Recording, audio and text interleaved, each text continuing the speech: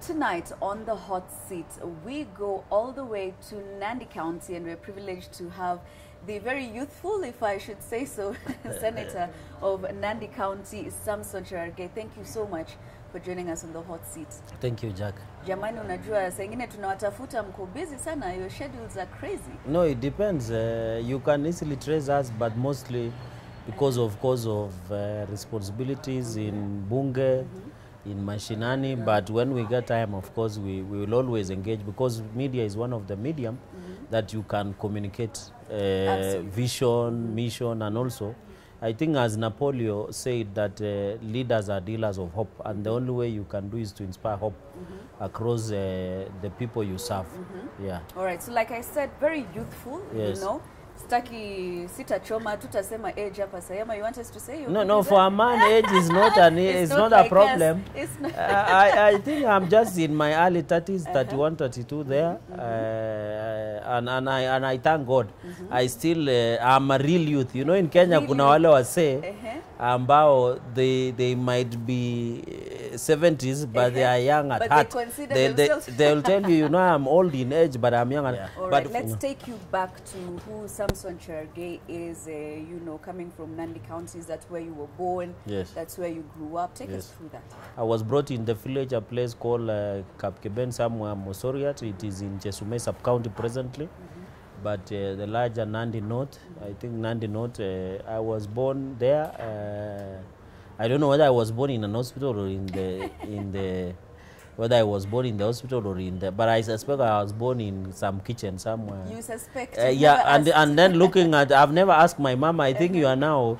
I will ask my mom when I get here one of these fine days, because I've never had that discussion. Of course, I started my school in a place called Chapter 8 Primary School, St. Francis. It is still there, of course. I know kuna wase walienda shule and that school ilihama. Ama what I saw in Baringo the other day, the school has gone with water.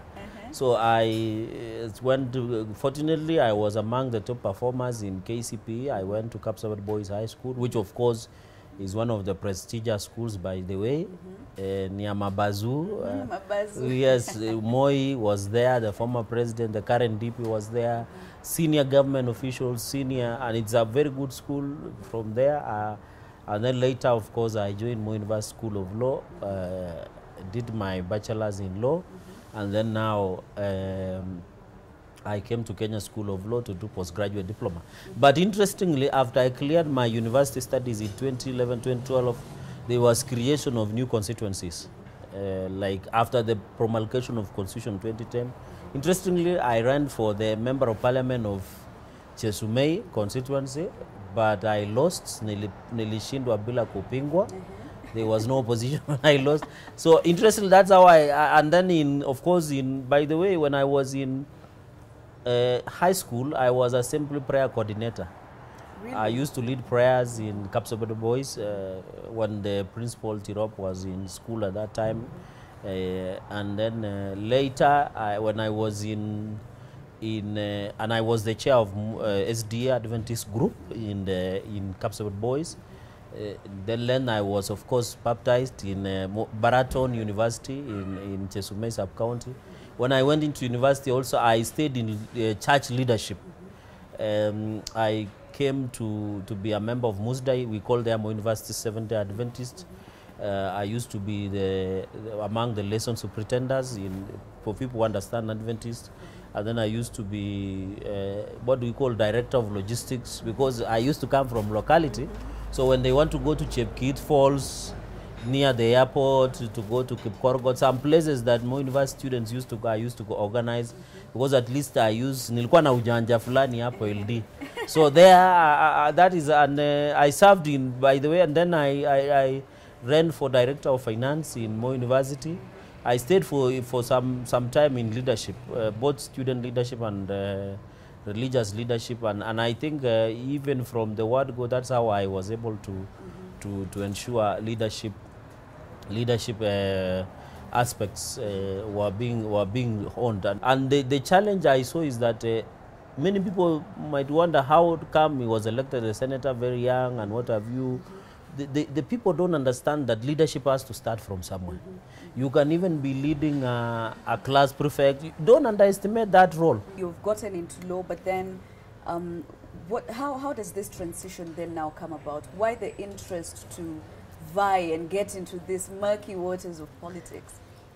When I ran for the first time in 2013, fresh from university, excitement, and when I lost, I could not believe. I was very hurt, and I remembered, and I said, let me go back to school to clear Kenya School of Law, become an advocate. I didn't want to politics. But they say there is a political bag yenye ikikubite.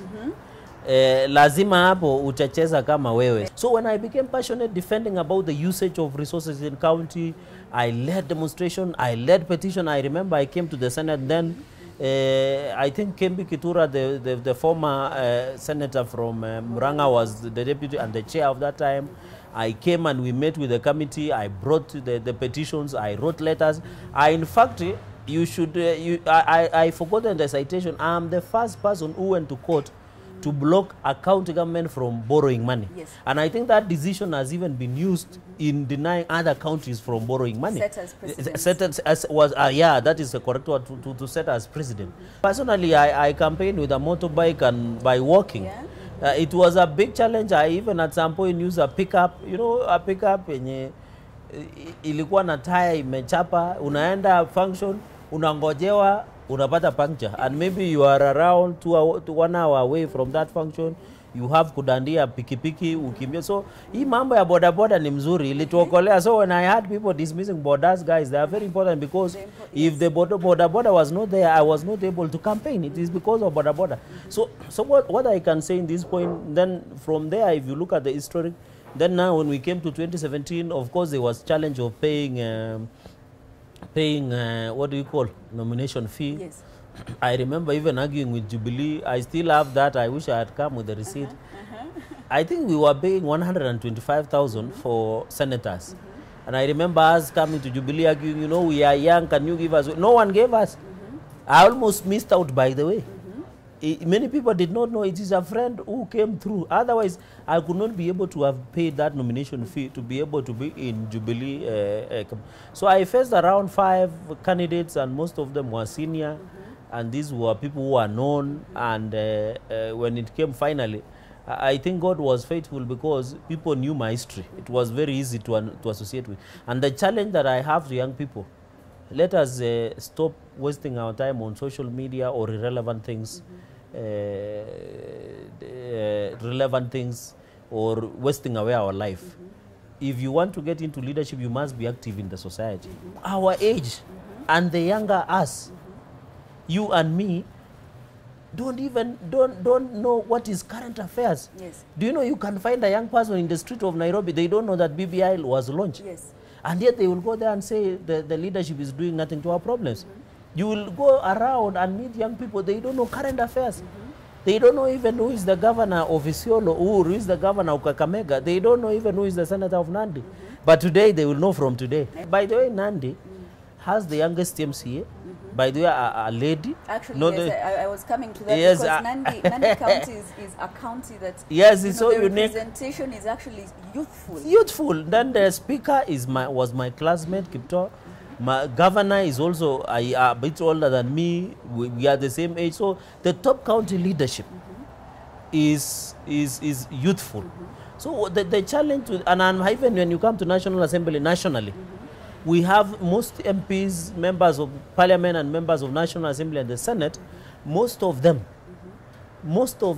at least we are doing very well, are youthful. Yes. What that shows that if we commit as young people, we can change. See, you are leaders of tomorrow, you are leaders of Sijui Kesho. And that tomorrow never comes. But we must take charge. One interesting thing in politics, women are loyal voters. Yes. If you win women, you are naini siri. If any person who is interested in politics is watching, watch and waibie siri. Women are loyal voters. Akina wanawake wakikukubali. Kwanza wakikubali, watoto watakukubali. Na kwa sababu mzee hata kwa decided, unajua men rarely by the way decide on who to vote for. They will wait up to the last day. So in the evening, you know where I come from is a rural setup. You have kitchen pale, uko na nyumba kubwa mwenye mzee anakaa. So in the evening, the day before vote, labda wa mama na watoto wako jikoni, they will say, oh, we are voting Cherargei, hiyo tumeamua. So in the morning, mzee will go to polling station and say, na nimesikia mama jana na watoto akisema huyu Cherargei ndio atashinda. Now, you know, in your tenure currently as a senator, you're one of the people who are deemed as being very vocal. And I don't know you what are that's meant, yeah. You're one of the people who are deemed as being very vocal, and it has landed you in trouble. Do you sometimes look back and say, okay, maybe sometimes we get too emotive on our remarks out there, because it has landed you in trouble for before? I went somewhere in Klibwani. That matter, by the way, is active in court. Oh, yeah, I've been active. arrested twice. The first time I think even that video did a lot of circulation. What I said is that the people should respect the deputy president. But now, with the polluted and convoluted political environment, no one can tell the truth, because the reason I was arrested was I just said the deputy president should be respected. And I went ahead to say those people who are disrespecting him, when kifika time tutashughulikia. But you know, media did not finish the word. I meant kushughulikia by in the debe. I didn't mean kushughulikia any other. And you know, kushughulikia in the street means a lot of you. Remember when I was released, watu wengine wanasema kupiga miti ni something like that. You know, many people kushughulikia is hata ningekuja hapa and you wanted to give me what you could say, Mheshimiwa Senator Keti kidogo ndakushughulikia. It means a lot. It means what you but I think my arrest and subsequent arrest was more political persecution. Because just saying you respect the deputy president does not warrant anybody. It's a normal thing. But you can even tunajipanga. Nilisema sisi wale ambao wamheshimu tunawajua na ikifika wakati tutawashughulikia. But the other part, these people who are recording decided to cut off the part saying tutawashughulikia kwa debe. What I meant, if for example you are disrespecting the deputy president and us who are allies of deputy president, we will make sure you are not re-elected. That is what I meant. And I'm happy the BBI is trying to do something with NCIC. Because NCIC, Leo, if I had said something and no one had commented, by the way, I would not have been arrested. So NCIC will wait. Jackie, you say something, there people start shouting, they come and arrest you. But if everybody keeps quiet, no one will come and arrest. So that was the first time. I've never been arrested in my life, by the way. I'm a good boy. I've never slept in a police station. But because of that, I was arrested, taken to Kisumu, wrote statement. I stayed for around 2-3 months. I think it was in December 3rd. Yes. When I was on my way to the office, I was arrested here in Nairobi. And then taken, of course, I'm out on is it bond, bail, something like, yeah, bail. So, and the case is on. I know sometimes we become emotive, I agree with you. Because, for example, us in Jubilee, sometimes we become emotive because the President Uhuru, the one we worked very hard for him, not only in 2013, 2017 A and B. And it is good you are in this country. We hug very well. So sometimes, you know, ni kama, there's a breakup. Yani unasikia uchungu ya roho. So somebody says, is this the same Uhuru Kenyatta? Nilifanyia campaign, lakini sasa anatumia, unajua kitu ambaye inanishangaza, wewe unaenda kupigania serikali iundwe. Sasa watu wenye tulipigania serikali iundwe tuko nje ya serikali. Wale tuliambiwa tufukuzwe wasiingie kwa serikali ndio wenye kusema kwa serikali. That is what makes some of us mad and bitter, and it is part of life. It is part of life, and I think sometimes we become emotive. What I can call at this point is to urge leaders, we must be measured. From that day, by the way, I've learned that when I'm communicating, I should be careful, because as a leader you influence. Yes. You can say something that the Raya might misunderstand or wants a fujo. So I think I agree with you that as leaders we must be measured.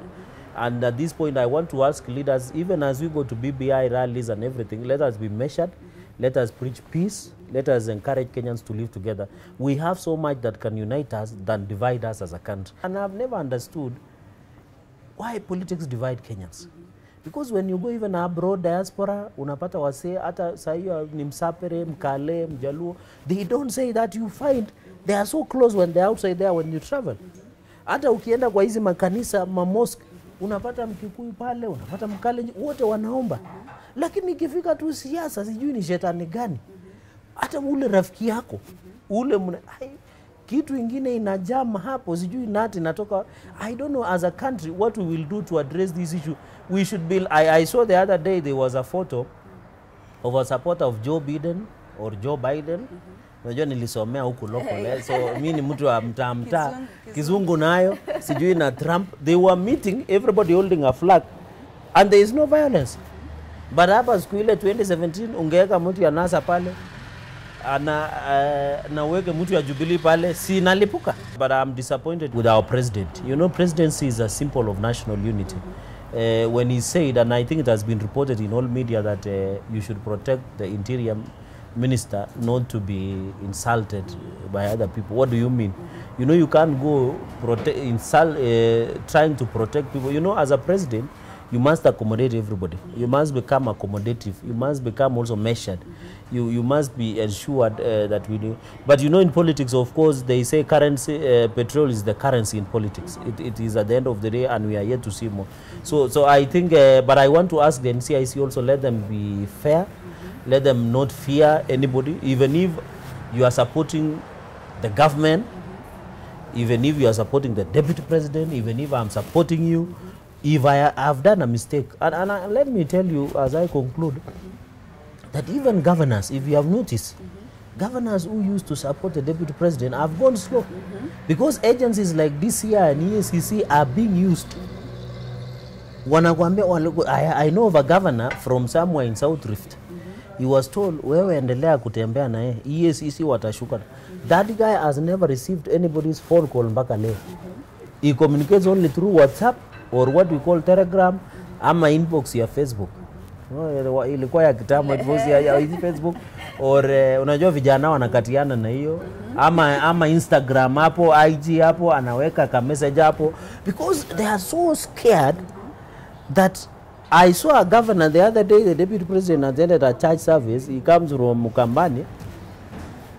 He decides, when he's posting his photos on social media, he decides to not to post any photo that he has taken with the deputy president. And you could see there is so much hanging of fear and blackmail and intimidation in politics of this country. But Senator, the idea behind the creation of Jubilee Party, under which, you know, you were elected, was to basically unite Kenyans, because that's the dream that was sold. And now this political marriage has become so rocky that some of you have to pick a side. I mean, what happened in the Jubilee You know, House? Jackie, is so sad because, Yani, do you know, as a lawyer, I will tell you in divorce proceedings, this marriage is as irretrievably broken down. I think that is the word. I agree with you. It is no longer even rocky. It is over. It is done and over. It is just kila mtu anapika watoto, mwingine anasema nda shared custody, mwingine anasema ndaenda na mabati na misuma. And that is why tumesema kama kubomoa Jubilee, lazima tubomoe zero. Na tugawe misumari, tugawe mbao, tugawe mabati. Hatuwezi ati tunatoka Jubilee. We are part of the people who formed Jubilee. And I agree with you. When President Uhuru Kenyatta and Dr. William Ruto came together, they told us they had a vision, and they said in Nakuru, they had a vision when they collapsed TNA and URP and other affiliate parties to form Jubilee. They told us we are going to have a tribeless nation where you will follow a party based on ideology, not based because he's not that so and so is my tribal leader. You know, and that idea was brilliant because you knew TNA ni ya Wasaperi, URP ni ya Wakale, Ford Kenya ni ya Waluya, ODM ni Wajaluo, and I thought that was the moment that the country and generation, because my generation, by the way, ukipata wasee wa umri yetu, some of them even don't know their native language. Unaweza pata mtu alizaliwa hapa Nairobi, hata ajui ye ni jina tu ni Kikuyu ama Kikale, but ajui hata lugha, hata ajiwahi enda village, hata ajui kwao ni wapi. So when the president and Unye, siku hizi nasikia anaitwa Jaden na WSR, when they came together, they gave us a vision, and I agree with you, where ideology. That was the moment. Wacha na hii constitutional moment nasikia wanaongelea. That was because, Jackie, the problem of this country has been negative ethnicity. has been negative stereotyping. So when they came, we thought, God has come down on to Kenyans. And I agree with you that because we needed to have ideology. For example, if today I'm in Jubilee, I should not be in Jubilee because the party leader is a Kale or a Kikuyu or a Luo or a Luya. I should be in Jubilee based on the ideologies that they stand for. Just like the Democratic Party in Democrats in US and the Republicans, they will tell you, I support this because they believe maybe pro-life or pro-abortion. Those are some of the things that we saw. Hey, but wacha kitu inaitwa handshake ikuje. Is that when the rain started beating hapo the ndio Jubilee ilikuwa House? moto. Because you have to agree one thing, that the former premier, in as much as he has done a lot for this country, he has never forgiven WSR, William Ruto, because he thinks he's the one who refused to ensure he becomes the president. He thinks he's the one who was Russian roulette or something like that. So when the handshake happened, hii ndio mazaibu ya Jubilee ilianza. Wacha kiumane. Kidogo, that is why now ikakuja mpaka bunge tukalimwa. Wakasema mtoe hawa watu wa William kwa committee, tukatolewa wote. Tukaitwa State House. Was that fair, losing your committee seats? It was not fair, because the reason you fight, and that is why vile tumeanza hii program, it has shown this country you don't need to go to fight so much. Mtu aende Bondo, alafu yeye ndio anaamua sahi. It is President Uhuru Kenyatta who told us lazima Raila aende Bondo. But Raila, and that is why if you have seen a joke, wengine huwa wanasema on a lighter touch, by the way, ati muliba kura sisi tukaiba president. And that is what, let me summarize that street statement. When we were brilliantly putting President Uhuru Kenyatta, of course he won fair and square, the Supreme Court rule. These guys were busy on how to kutuibia president, and they have succeeded. By the way, wameiba rais na wameenda kukaa naye. So from where I sit, Jubilee imezama. That's what I can say. We are just waiting to itwe ile inaitwa sharing of property. Tuambiwe nani ataenda na kiti, nani ataenda na nini. And you know one interesting thing, when handshake happened, also what we call political conmen become now destroying Jubilee. Because that is why the deputy president has been saying, if you are supporting, for example, Raila Odinga, why should you use Jubilee House? Why didn't you go to Chungwa House? Because you can't have your cake and eat it. That is the handshake trouble started. On a sad reality that even projects that had been given to regions like Rift Valley, like Itare Dam, like Posta Dam, like Keben Dam, all major projects including tarmac, bitumen standards within the North Rift and South Rift region, where the deputy president, and if the president and the deputy have parted ways, the president should not punish us, the ordinary wananchi, by taking away projects. As we talk, all projects have gone. It is because of the handshake. And you remember Governor Joe, and I said somewhere yesterday evening, that the true intention of handshake was it is called the bag out of the cat, or the cat out of Cat out of the bag. Yeah, the cat came out of the bag. I don't know whether you can say that. He said in Busia, if you remember, that he was instructed. This handshake was used to destroy Dr. William Samoei Arap Ruto. Fast forward, this handshake now came into something wakasema 9 document. You know, I've never seen, yani inanishangaza, I've never seen the fraud that Kenyans were done. Hati kuna kitu inaitwa shared prosperity, kuna kitu inaitwa kulikuwa na kitu inaitwa shared prosperity, kulikuwa na sijui fighting corruption, inclusivity, the 9 points document. Yes. I was shocked that Kenyans can be duped and conned in a broad daylight. Hata ngeta huwa unapigwa usiku, si mchana. I think on this one Kenyans walipigwa ngeta mchana tu. Because for example, let me use one example so that we can move to the next issue. Is, for example, fighting corruption. At the Kenyans, we need to fight corruption. When you look under Article 51, the Constitution says all cases must be done expeditiously. Where the problem is, it's with judiciary. What's the problem with judiciary? They need resources. You remember judiciary has been coming to beg. Their budgets have been cut. It has been less than 1% allocation. I remember when I was the chair legal, judiciary came to us. They don't have staff. I think up to 2,000 staff charges they need on magistrates. They don't have courts. Now they have anti-corruption courts here in Milimani and many others. They don't have. You saw the CJ yesterday in Baringo, they install projects. Over 400,000 cases are filed yearly in this republic because Kenyans know their rights, they are litigious. So when you say judiciary is a stumbling block or is slow in listening to corruption cases, have you given them an adequate staff? No. Have you given them enough budget? No. Have you allowed independence of judiciary? No. Have you given them resources and the budgeting? Because our vision, and I remember we had a discussion with judiciary, was to have a high court in every county. We should be having 47 counties with a high court. All of now are stalled because the money that was being used through donors, that in partnership with other donor agencies, did not succeed. So the point is, when you wake up and say, let us draft a handshake document, you say we need to fight corruption. Number two, EACC down here in Valley Road, they don't have capacity, they don't have resources, they can't do forensic audit. You remember, and I remember there was this DV Ravenna, the issue of Aurora and Kemwarere. You remember that investigation, even the DPP went outside the country. It is so complicated, just like drug trafficking and human trafficking. It needs a lot of forensic investigation. It needs an extra skills that people, but when you go to EACC, they can't even interpret the issues of auditing report. They can't even do anything. They don't have enough staff. They don't have resources. They don't have capacity. And you remember even the other day, police used to be the prosecutors in courts, but that is why government used to lose cases. At least now we have state councils.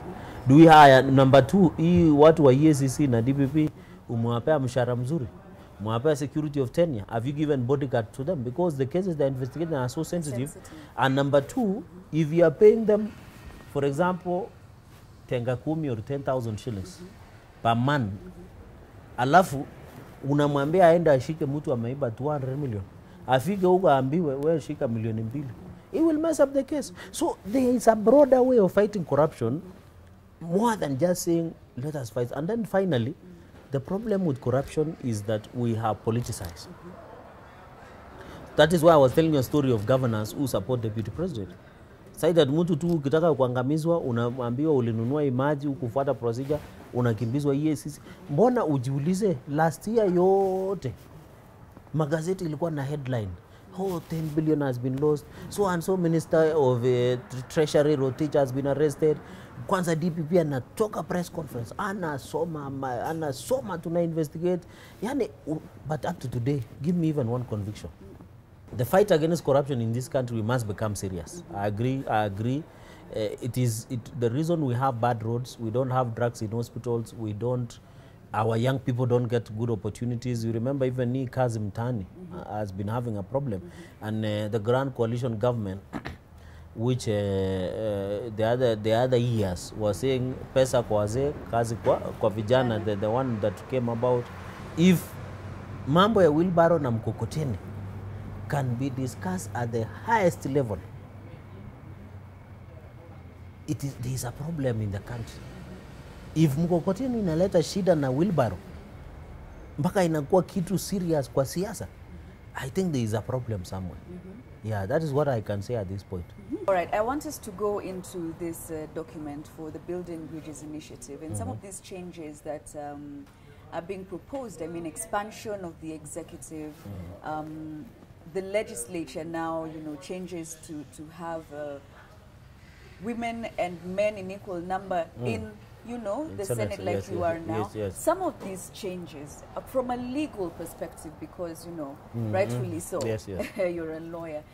What exactly are we looking at? What kind of, positives and negatives, as it were, for the ordinary Mwananchi who's not even understanding what is going on? I've read the document. It is 183-page document. I've also read the draft bill, 2020 Constitutional Amendment Draft Bill. Notable issues that I've seen that might force us to look at Article 260, 261 through popular initiative, or you call referendum, is the change of executive structure. Another aspect is the change of parliamentary structure, and another one is the creation of judiciary ombudsman. Those are what we call protected clauses under the Constitution. And those ones might need what we call a referendum. When you look at other parts, like the issue of establishing police council, although they are now removing National Police Service Commission.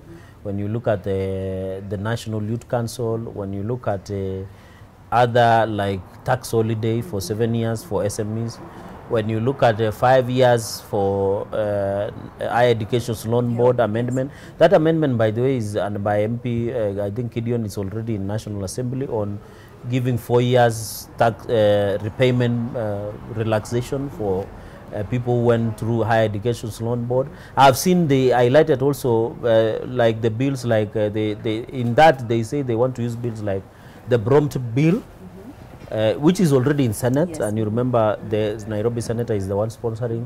They want to bring in a public participation bill, which they are considering now. It's almost done. And many other bills. I saw around 13 to around 20 that they want to bring. What I can say at this point is that the executive structure will change from the current 2010 constitution. By the way, sadly, if President Moi today was to come back, he would be so shocked. Atapigwa na butwa, atachanganyikiwa. He would be wondering, why would people fight me for 20 years saying tubadilishe katiba because it was an imperial presidency? Because what we are doing now is we are going back to imperial presidents. You know why? Because now you no longer elect the president and the deputy on a joint ticket. What the president will do, by the way, will go to Coast campaign there and tell somebody you will become my running mate. Because now the BBI says you become the president, then you appoint the prime minister, the deputies, two deputies, vice president. So the change of executive structure now will move from having the president and the deputy president. Will now have prime minister, deputy prime ministers, two of them, and the vice president, and of course the presidency. That means that you will have an expanded executive. You will also now have a prime minister in parliament, National Assembly, not the Senate. And then another aspect that you need to know it is in executive structure is now the executive will now have members of parliament. There will be a mixture. I think that is what they wanted to say. Another aspect in terms of executive changes is that now the argument will be, if you are a prime minister, especially you are a member of National Assembly, you will now be given what you call responsibility allowance. That is the change in terms of another. When you look, I think Article 270A or 170A, now there is an introduction amendment that will now create the office of official opposition leader. Yes. That one now you'll have an office, and that person will sit in the National Assembly. They don't say it will sit in the Senate. So that is the change that you will see in executive before you come to parliament. So maybe two observations or two criticisms. One is that we had moved away from the imperial presidency. Now we are going back. And I have a problem where this constitution was designed with one person in mind. You know, some people have been having a problem with the deputy president. And they have been saying if the president had powers to sack him, we want him to go away. So when they were writing this BBI, they were really bitter and mad that, you know, because of William Ruto, we need to put a deputy president that the president can wake up. Secondly, is you are expanding the executive. What does that mean? Wage bill? Up. Because now, and in fact, nilicheka jana sana, SRC has been saying, oh, wage bill imeenda juu, oh, wage bill imeenda juu. Now you have expanded. And there, by the way, I had the press conference by Kieleweke members of parliament. They say, no, you know, we'll not pay salary to prime minister. But you are forgetting the prime minister will need an official residence, will need people who will work, will need magari, atahitaji security bodyguards, atahitaji akienda ngambo ama akienda safari, lazima uhaya ndege atumie. So what does that mean? Who will be paying us? The deputy prime ministers, what they were willing, they will also need official residence, they will need workers, they will need bodyguards. Vice president, the same thing. So this aspect of saying, oh, wage bill, imeenda juu, imeenda chini, imeenda, now the wage bill will become, that is the issue of expanding. And then another critic is these seats are 5. We have 42 tribes. You know, I find it fallacy to say inclusivity is having my tribesman on the table, yet at the village level, I cannot feel part of the of the government, because I should have a tea farmer in Muranga, an Ati farmer in Nandi saying, I feel I'm part of government because of the economic empowerment that he enjoys at the level. It does not mean that because Cherargei is on the table, it means all Kalenjins are included. And by the way, these people need to tell it to the birds. Article 10 of the Constitution on national governance, on the national values and principles of governance, talks about something called inclusivity. I didn't know you can amend because it's already in the Constitution. So when you say you have 5 tribes, where 39 will go? You know, we have now the latest called Makonde. I'm told there is a new tribe that has been recognized. So when you have 5 tribes on the table, let's assume the big 5, where will the rest of Kenyans go? 39 of them. So when you talk about inclusivity, stop talking about creation of few positions for few individuals and sugarcoating with the word inclusivity. Inclusivity means even the border guy, the mkokoteni fellow, the degree holder, the farmer, the business lady should feel that I am part of government, not simply because their tribesman or their tribeswoman sits at the table of the decision. The decisions that any person will make, even one, we can only decide to have a president in this republic without even a deputy. But the decision or government policies or economic policies he puts across should make me feel that I am part and parcel of the success story of this country. But and I'm told, you know, it is a fallacy. At the ETA's idea, winner takes it all. This is the same person who you will elect. They will have imperial powers. They will choose and they will cherry pick. In fact, you saw even they have now trailing the governors. You run as a governor. If I'm a man and I win as a governor, I should go and pick a woman as the deputy governor. We don't have a guided democracy in this country. Kenyans should be given the freedom to choose whoever they want. Why are you restricting them? Why didn't you say you must pick a disabled person or people living with disability, or you must pick a young person? Why are you saying you must pick a woman? And I think those are some of the issues on the issue of expanded executive. On the issue of parliament, parliament now will change. I think we will be around, it will be like a primary school, like Olympic primary school in Agwanga. But I think 1500 will be doing, we are doing better. You will get karibu watu mia sita na. Because now, you know, I don't know where these BBI guys got these ideas. I don't know. Because they are now abolishing women rep. Yes. And they are now saying, bring it to the Senate, one man, one woman per Article 1:1. The question is, if you are removing women rep, I thought it should have stayed so that the gains that are at the National Assembly will continue. Because by the way, Senate, the way it is now, is gender compliant. The Senate as at now. Because we have 3 elected senators, they are trailblazers, and they have shown women you can run for a seat, like Senator Susan Kega, who was our former majority whip, Senator Professor Margaret Kamaru, who is the current deputy speaker. We have Senator Fatuma Dulo, who is the current deputy majority leader, and many other leaders, women who were elected, they were not nominated. So, for example, Senate is compliant. So now Parliament will change. You will have 94 senators. You will have 360 in the proportionate. They are called SEBRA election, proportionate election. You will have, I think the MCAs will remain the same. The women rep position has been abolished. Nominated senators have been removed. And so what will happen in the parliament now, it will expand. The issue, you remember when I was the chair legal, we brought a petition challenging the assentment of bills by the president without the concurrence of the Senate. The BBI, what the least I expected from the BBI, and I didn't tell the Senator Haji, because he's my colleague, he's the senator for Garissa, that when BBI 1 was released, we expected them to give Senate and National Assembly distinct roles. What we are having in Kenya is nothing that has been seen in the world. Because anywhere in the world, the Senate should be the upper house and it should have veto powers. If a bill has been passed by the National Assembly, which is the lower house, by the way, should be vetoed, or if there are any amendments that should be there. The problem with BBI, and let me go to my observation and get this, there is no distinct roles of the Senate and National Assembly as we talk now. Number 2, now they say mixture of members of cabinet ministers. So it does not tell us whether cabinet ministers will only come from National Assembly or plus Senate.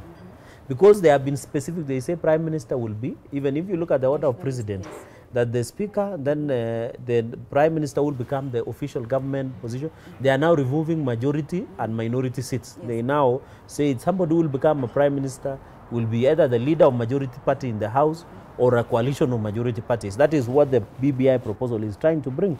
So when you look at the problem I have, and then secondly, apart from distinct role, is that these people don't know the role of Senate in terms of devolution. And let me tie with devolution. The Article 96, Senate is supposed to be the protector of devolution. These people are proposing to repeal Article 123 on the decisions of Senate, because we used to vote by delegation. You know, in Senate, a nominated senator cannot vote. It's only an elected senator can vote. So when you want to repeal Article 123, that is when we were having the issue of formula the other day, iliwaka sana, ilikuwa nduru. So when you're having that decision, there is always issues of delegation. The Senate, and I think the BBI individuals wanted a quick fix. That's why they decided, oh, we just need a house to fill women so that we can be gender compliant. They did not think truly, because if you want to achieve the reality of devolution, you must have a strong Senate. You can't have a weak Senate which will ensure devolution works, because Senate plays a critical role in devolution. We do oversight. Like a few minutes ago, I'm a member of Public Accounts Committee. I sit as a member. We look to the audited accounts on the spending in the counties and development in the counties. Do you have the issue of legislation, pro-devolution laws? We have the issue of representation. We have the issue of ensuring that we fight for more resources. You know, the issue of formula, among other things. Yes. So when you look, and I think I have a problem with the way Senate has been redesigned. We expect the Senate to be given powers to vet, even vetting cabinet secretaries, ambassadors, senior government officials. Although nowadays we vet together jointly the Inspector General of Police, because they are shared. You know, some people say security does not concern counties, because I have had people by the way, it's a fallacy. Security concerns counties, and that is why we thought that governors must be part of county security team, because anything to do with security will always affect development. So even if you are talking about foreign affairs, saying it is a preserve of the national government, but counties are 47, they form a country called Kenya.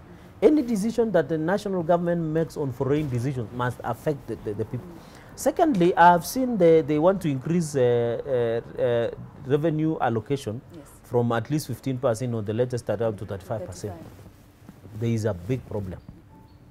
Do you believe up to today, counties have not received the last location of the last financial year of 2019-2020? The CS in charge of Treasury, Kuria Tani, the other day released only 52.2 billion to only partly and majorly to salaries, but not to development.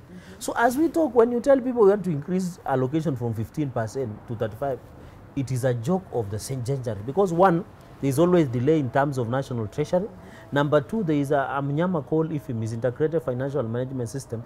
I'm told it operates at wee hours when sorcerers and other characters are active at 2 a.m. Another issue is that there is so clawback of government functions.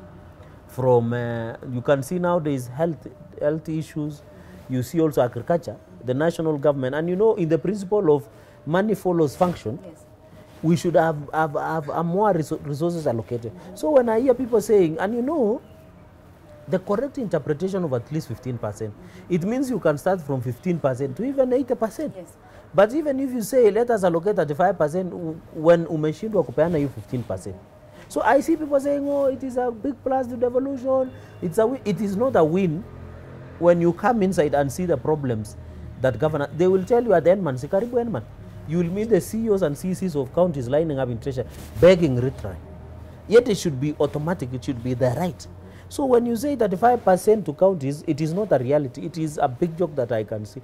But those are some of the issues that I saw. Finally, on the issue of judiciary, the creation of judiciary ombudsman has been put, it has been amended, and they say this office, the person who hold office will hold 5 years. That person should have a status of a judge, and they are trying to restructure judiciary. I think they are trying to ensure president has, and they say the judiciary ombudsman will be appointed by the president. Yes. They are trying to ensure, and you can now remember the story of revisiting. And I think this is what we meant by revisiting the judiciary, because when you create judiciary ombudsman, that it says it will serve 5 years non-renewable. The work at it is like they will be, let me use a simpler term that Kenyans will understand, huyu atakuwa polisi wa majaji, yani will be following judges, investigating judges, and interestingly, it says he will report or she will report to the president. Where is the independence of judiciary? If a president has an appointee who is an oversight to judiciary and will report back to the president. But the question is, what do we have at the table of 2010 Constitution? There is a body called Judicial Service Commission. That Judicial Service Commission, the president and the executive has a representative called the Attorney General. And the Attorney General of Kenya sits in Judicial Service Commission meetings. Why should you introduce another center of power? If a president or executive has an issue, see, the Attorney General will just communicate in JSC. So when you look at, and I think those are three major issues, the issue of expanded structure of the executive, the issue of parliament, and the issue of judiciary. Yeah. Absolutely. I want us to switch gears a bit as we wind up. You're, self-declared that you are a staunch supporter and a key ally of the deputy president. I don't Kweli know. Rongo? Kweli Rongo? Kweli. But now we're having this really huge debate about hustlers versus dynasties. What is the problem with the wheelbarrows and the border and the helicopters and mikokotenis and mama mbogas? I mean, really, the hustler nation versus dynasties debate, really now? You know, and I like how you started earlier on when you said Jubilee was formed. As an outsider, you thought Jubilee was formed to come as an ideology and to bring a success of a tribalist nation. The hustler versus dynasty narrative has been misunderstood, because from where I sit, and some of us who understand, is that it is the right time as a country to have a conversation where the small people, in quotes, the mama mbogas, the mkokoteni, I don't want to use the English word, the people who push mkokoteni, I don't want to say pushers of mkokoteni, the border guys, the wheelbarrows. We have a problem as a country. Wheelbarrow still is being discussed at the highest level office in this country, because it seems there is a bigger problem than we anticipated. The 14.1 million young people I talked about. So the hustler narrative is basically a conversation of economic empowerment.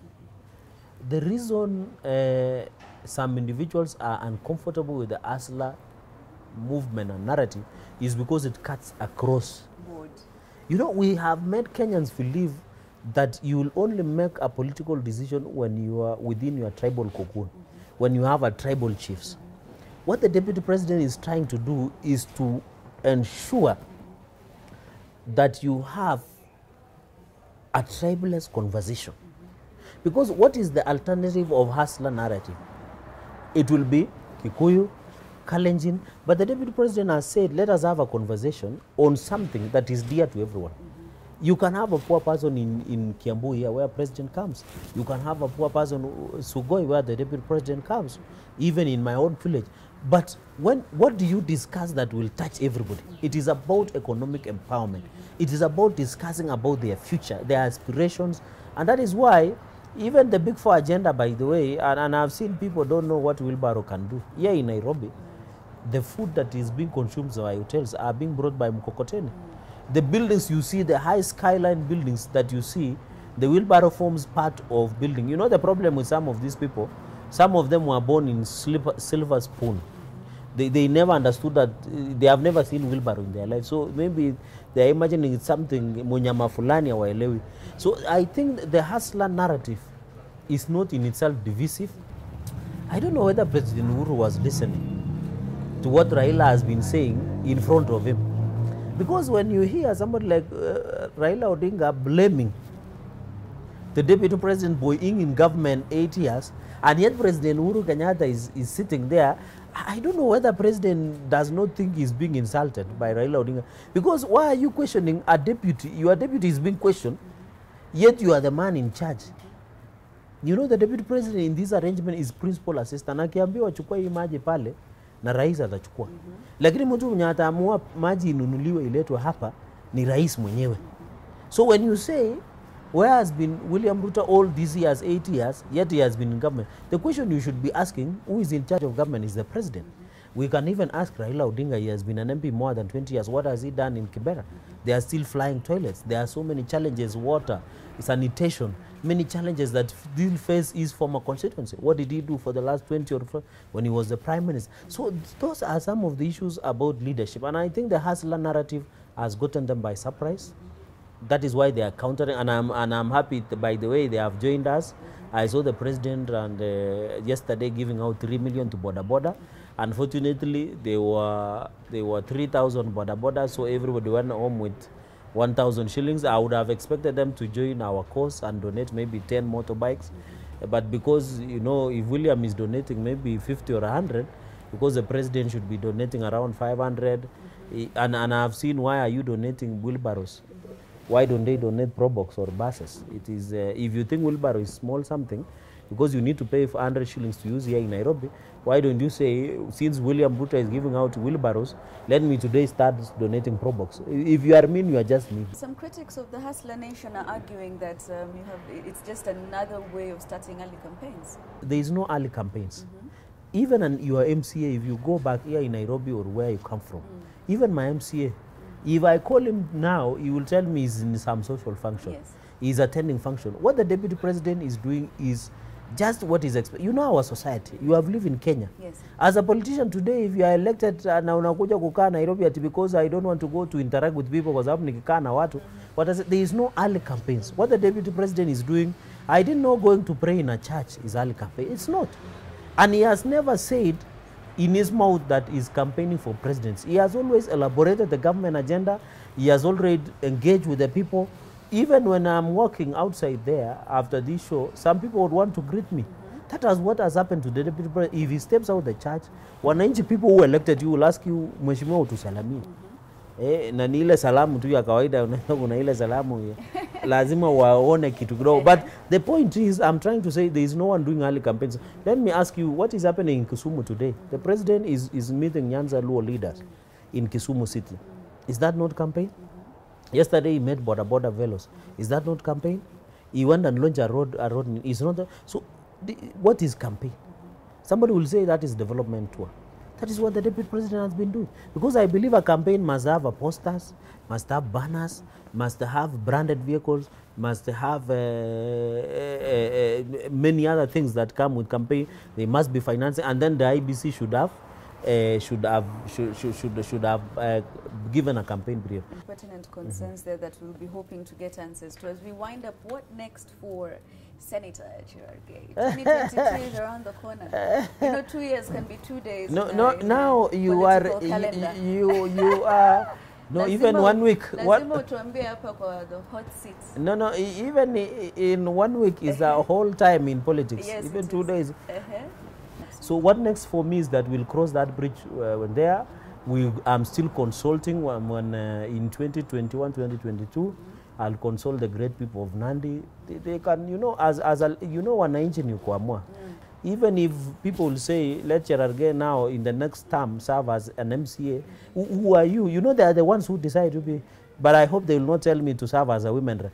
Those are seats that I can serve because of gender. But my biggest commitment, the biggest one, is to ensure, with the blessings of God and permission of Kenyans, to have Dr. William Ruto as the 5th President of the Republic of Kenya. And that is how we will end it. Thank you so much, Senator, for your time. Thank you for having me. I didn't know it will take this long. As I always say, this hot seat, it can go on and on and on. But we have to end it there, and thank you so much for joining us. As always, we will see you again next week. God bless. I didn't know it.